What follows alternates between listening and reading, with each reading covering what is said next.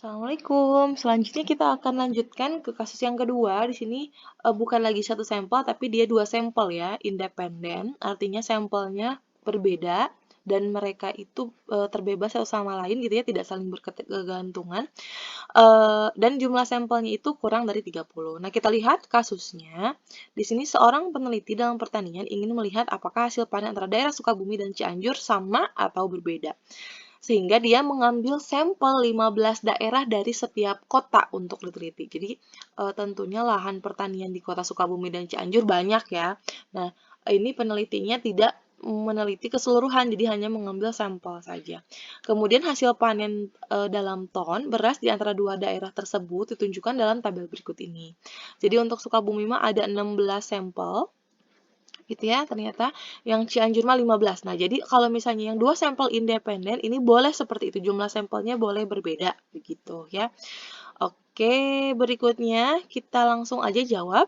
Langkah-langkahnya ada di sini, sudah saya tuliskan ya. Nah, jadi langkah yang pertama kita merumuskan hipotesis dulu begitu. Kalau yang sampel satu sampel sebelumnya itu kan hanya membandingkannya pada suatu nilai tertentu. Kalau sekarang mah sampel masing-masing dirata-ratakan, kemudian nanti kita bandingkan seperti apa begitu ya. Nah, sekarang kita lihat dulu.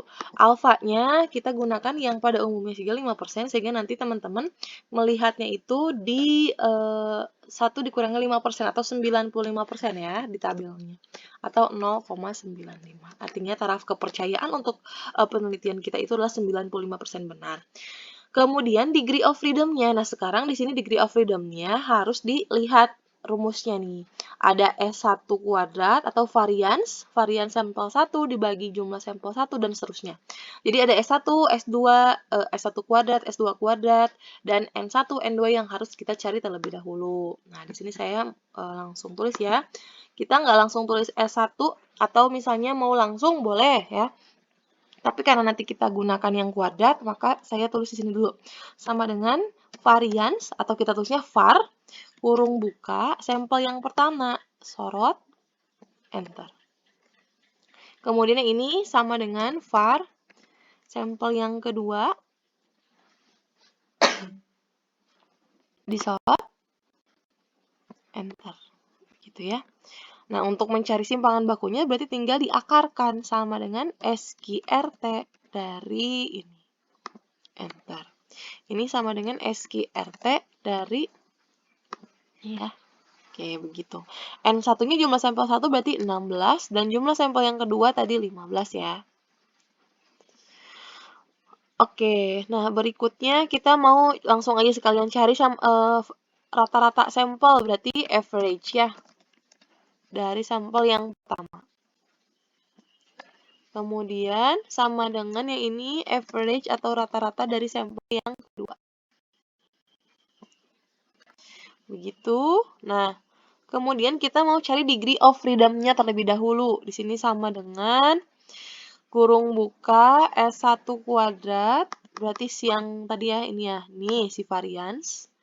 Dibagi dengan N1 ini gitu ya, ditambah S2 yang ini, S2 kuadrat dibagi dengan N2, kurung tutup dipangkatkan 2, gitu ya. Kemudian dibagi, nah ini kurung bukanya boleh double ya, S1 kuadrat gitu. S1 kuadrat berarti yang ini, dibagi dengan N1, ini kurung tutup pangkat 2 dibagi dengan N1 dikurangi 1. Gitu ya. Ditambah kurung buka S2 kuadrat, berarti yang ini, dibagi dengan N2 kurung tutup pangkat 2 dibagi kurung buka N2 dikurangi 1. Kurung tutup, enter. Gitu ya, 20,517. Nah, sekarang kita lihat di sini T-tabelnya. T-tabelnya berarti yang 95 yang ini dan dia 20-an. Berarti ini ya, 1,7247. Nah, kita tuliskan di sini 1,7247. Dan untuk D0-nya di situ asumsinya boleh 0 ya. Jadi kita asumsinya kayaknya nggak jauh berbeda gitu, artinya nggak ada perbedaan, boleh 0. Nah, untuk mencari T hitung, dia menggunakan rumus yang ini. Sama dengan rata-rata yang pertama, kurung buka dulu, dikurangi rata-rata yang kedua, dikurangi D0, kurung tutup, dibagi akar dari berarti SQRT dari S1 kuadrat, berarti yang ini, dibagi dengan N1 ditambah S2 kuadrat dibagi dengan N2. Gitu ya, kurung tutup, enter. Gitu, min 2, nah. Sekarang kita akan membandingkan yang dihijaukan ini nih, si 1,7 dan min 2,08. Kita akan membandingkan mereka.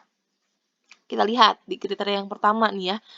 Ya, kriteria yang pertama itu berarti kita asumsinya yang Sukabumi kurang dari yang Cianjur.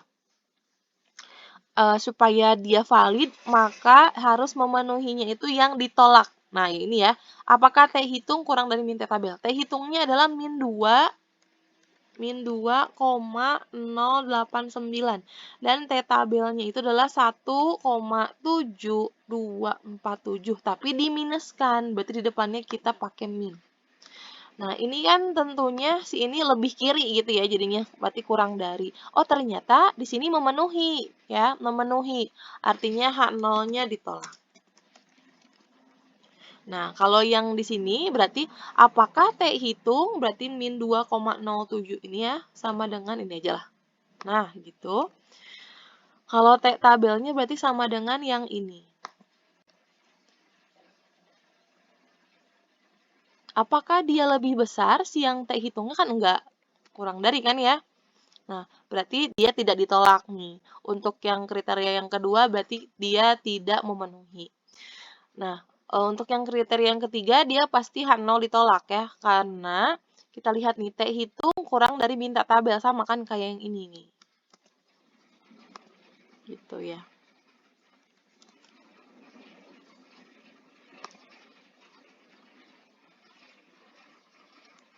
Ini berarti apa nih? Ini ya H0 ditolak juga. Nah, di sini kita bisa simpulkan yang bisa kita tentukan itu adalah kriteria yang pertama dan kriteria yang ketiga. Nah, karena kriteria yang ketiga ini hanya melihat bahwa dia itu berbeda atau enggak. Jadi lebih kuat sebenarnya kalau yang ada kurang dari atau lebih darinya. Jadi kita akan mengambil kesimpulannya itu yang ini ya. Tapi ingat kalau misalnya H0 ditolak ya. Kalau misalnya H0-nya diterima mah boleh yang mana aja. Oke. Nah, kalau dia kriteria yang kedua ini kan T hitungnya berarti sama dengan ini dibandingkan dengan T tabel ya. Nih, nah ini kan mohon maaf. Ini kan hasilnya kurang dari ya. Maka kalau di kriteria yang kedua, nah ini dia H0-nya diterima gitu. Nah, karena H0-nya diterima, sementara di kriteria yang lain itu dia ditolak, berarti kita ambilnya yang ditolak.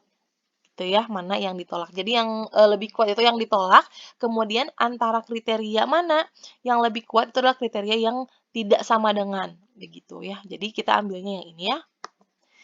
Nah, sehingga kalau H0 ditolak, H0 ditolak di kriteria 1. Apa tuh H0 ditolak di kriteria 1? Kriteria 1 itu berarti yang kiri ya, yang ini ya. H0-nya ditolak berarti H1 diterima, sehingga rata-rata 1 kurang dari rata-rata 2. Kesimpulannya adalah rata-rata untuk hasil panen di Kota Sukabumi itu kurang dari rata-rata hasil panen di Kota Cianjur gitu ya. Seperti itu. Ini adalah kesimpulannya. Oke, mudah-mudahan bisa dipahami ya. Kita akan berjumpa ke next video. Assalamualaikum.